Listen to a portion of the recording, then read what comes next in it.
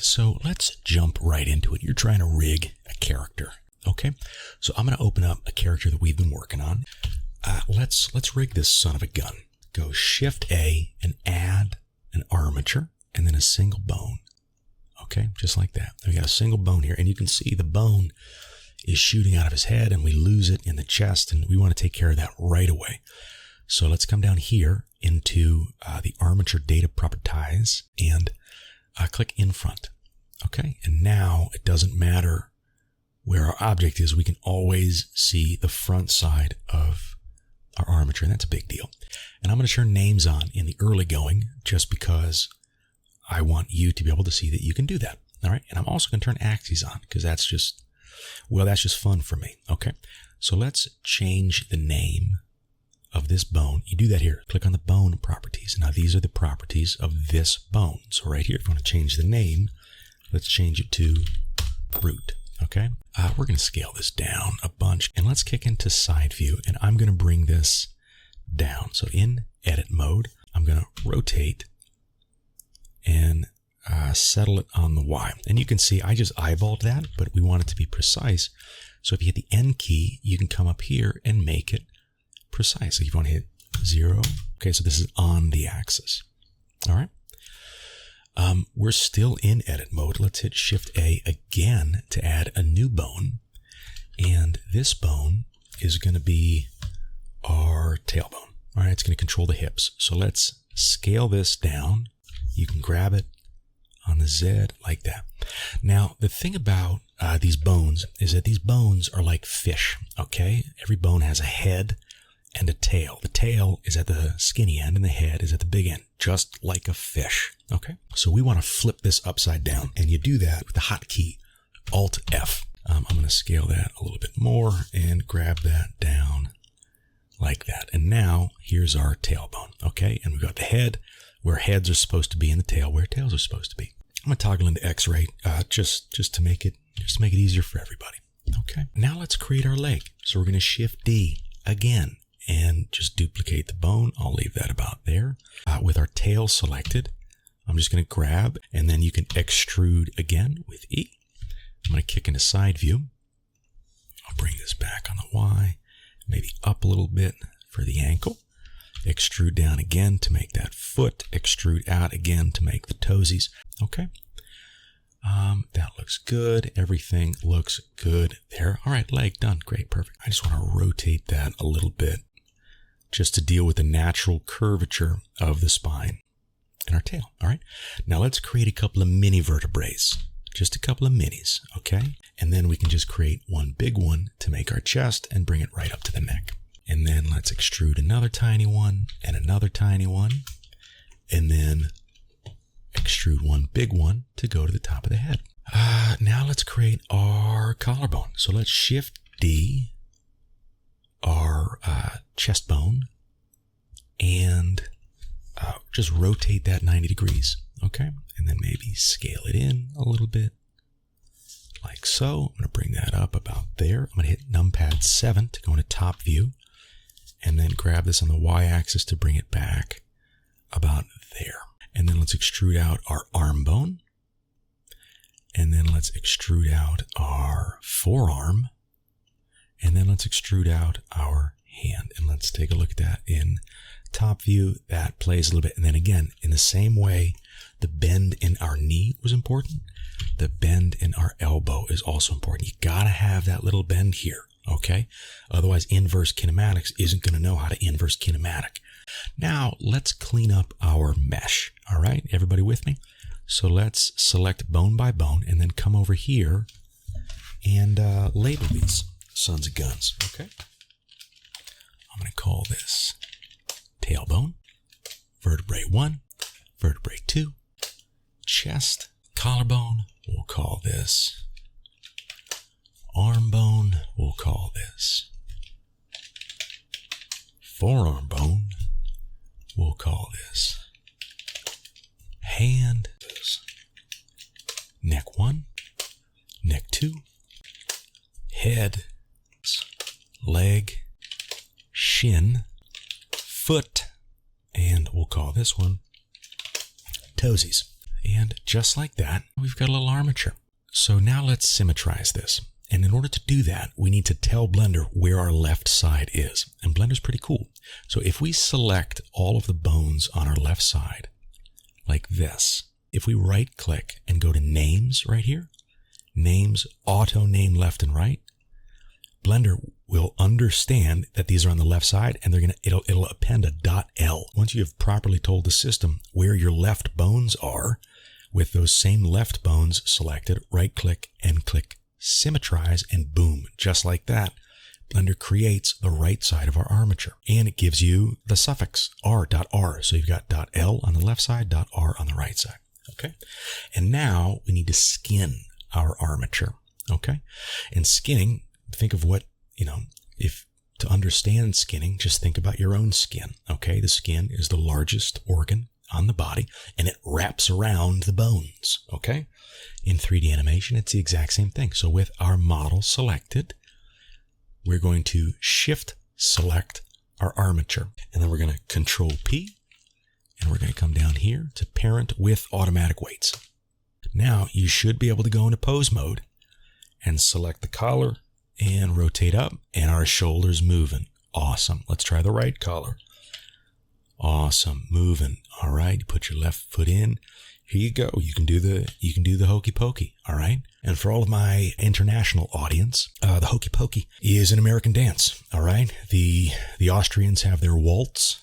The Cubans have their salsa, and we Americans have the hokey pokey. All right. This is a great checkpoint. If you got here, you know what to do. And if you don't know what to do, here's a little reminder from the best damn a cappella band in the land, Treble in Paradise. Save your work.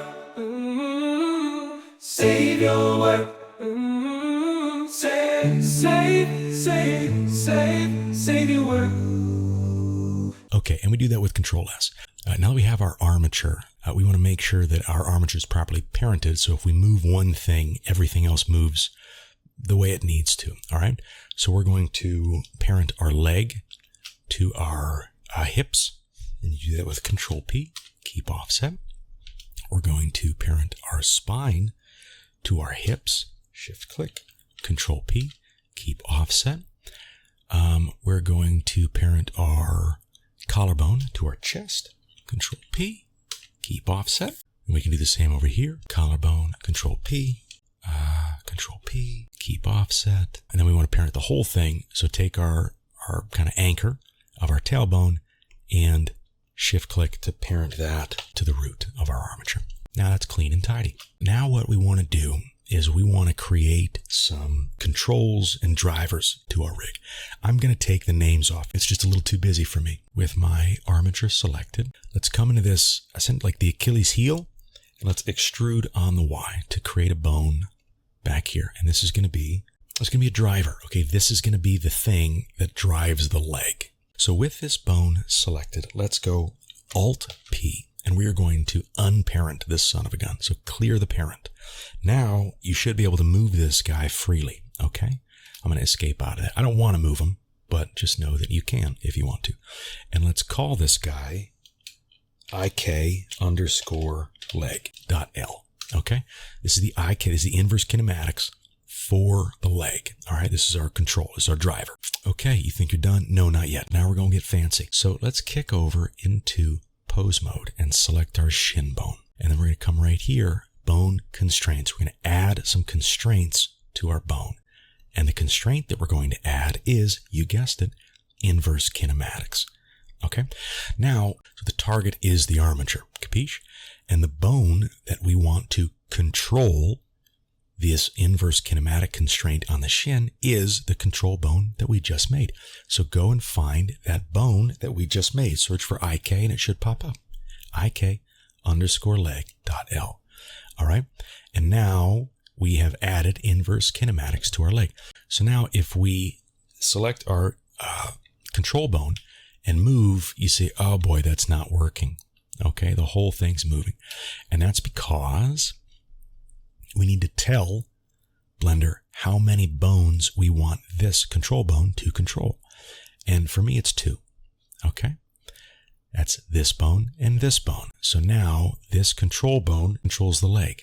Okay, so where before it controlled the entire chain, now it just controls 2 bones in the chain. Okay, now something happens here.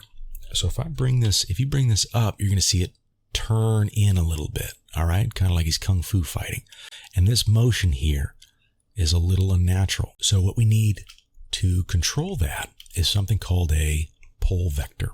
All right, now a vector is just a point in space-time. That's all it is. And what is a pole, right? Our Earth has 2 poles, and the North Pole and the South Pole. And these are points around which our Earth spins. Okay? And that is what a pole vector is in animation. It is the point that controls the spin and rotation of our armature's motion. So let's jump into edit mode and create our pole vector. All right? So I'm just going to extrude out just like that on the Y. And then same thing. I'm going to clear the parent with Alt-P. And then I'm going to grab it and move it on the Y. Okay? I'm going to move it up on the Z as well. I'm going to call this leg underscore pole vector dot L. Pole vector. Okay? Now, let's kick back into pose mode with our shin bone selected. Our target is our armature. Okay? And then the bone for our pole target is our pole vector, leg underscore pole vector. Okay? And you can see right there, my guy just jumped. And if yours jumps, that's no problem. You're just going to have to figure out the pole angle around which your guy spins. I'm going to hit 90. Okay, that didn't work. So let's try -90. And there we go. So now it's straight again. So now I'm going to show you what I'm talking about. We're going to grab this up and you can see it turns in right here. Okay. Like that. If we select our pole vector, we can bring it back out. Okay. Just like that. All right. This is why pole vectors are important. Okay. Save your work. And let's do the exact same thing for our arms. Okay. Tab over into edit mode. And then I'm going to extrude this back on the Y like that. Now we need to clear that parent. So now we can grab it on the X and move it away if we want to. We don't want to, but we can if we want to. And then same thing right here. Let's call this bone, what is it? IK underscore arm dot L. Let's kick over into pose mode and select our forearm and come down here. Let's add an inverse kinematics. Okay, just like that. Our target is the armature. Obviously, the bone, search for IK, just like we did with the leg. It's going to be IK arm, just like that. And then our chain length, we want it to be 2. And so with our driver, there we go. Now we can grab our arm. Now our arm's moving. Okay, nice. And then same thing, we brought a pole vector down for the leg. We need to have a pole vector on for the arm. So let's go here. And then same thing, extrude on the Y. I'm in edit mode, obviously. I'm going to clear the parent. And then I'm going to bring it back on the Y just a scotch. And then I'm going to call this bone arm underscore pole vector dot L. Jump back into pose mode. Select our forearm. Come down here to the IK constraint, inverse kinematics constraint, and then same thing. Pole target is going to be our armature, and the bone, find the pole vector. Okay, the bone that we want controlling the spin of our forearm is our pole vector. Okay, arm. There we go. And then same thing. It got wonky again. So now I think it's 60. There we go. For me, it was 60. For you, it might be something else. We're doing pretty well. Oh, you know what I want to do now? We don't have any way to rotate our hands and feet. So let's kick into side view. And in edit mode, I'm going to parent my foot to my IK control. Control P, keep the offset. In pose mode, I'm going to select my foot bone. Okay. And I'm going to add a copy location constraint. The target is the armature. The bone is the IK for the leg. So now in pose mode, if I rotate that, then the foot rotates too. Okay? Just like that. Now I just rotated and I clicked off it. You say, how do you get back? You just hit Alt-R and it clears the rotation. Now let's do the exact same thing we did for our foot. For our hand, select our hand, shift click on our IK control and hit Control P. Keep the offset, and then same thing. In pose mode, let's select our hand, add a bone constraint, copy location, target, armature, obviously, bone, hand IK bone for the arm, just like that. So now we should be able to rotate that and the hand comes with. Heck yeah. And if you want to rotate it on an axis, you just pick the axis like, hey, how do you feel about that? Oh, so-so. Now, what do we need to do? Because we only set this up on the left side. Blender to the rescue. Again, I'm going to select all my bones on the right side, and I'm going to delete them because I hate them. And then let's come over here and select our bones on the left, right-click, symmetrize, and if everything worked, we should be able to go into pose mode, and just like that, the IK driver works on this leg. Let's try and rotate the foot a little bit. Outstanding. Bada bing, bada boom. And there you go, guys. That is how you rig a character in Blender. That's how you build an armature. You skin that son of a bitch. We add controls. We add some drivers. We add some constraints.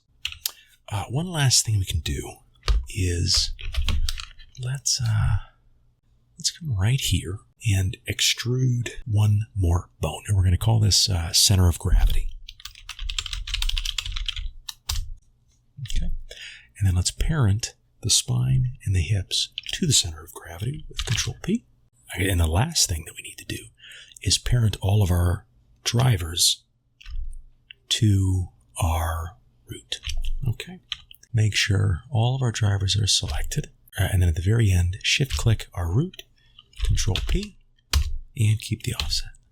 So I hope that helped, and get out there and keep making what you're making, and we'll see you in the next one.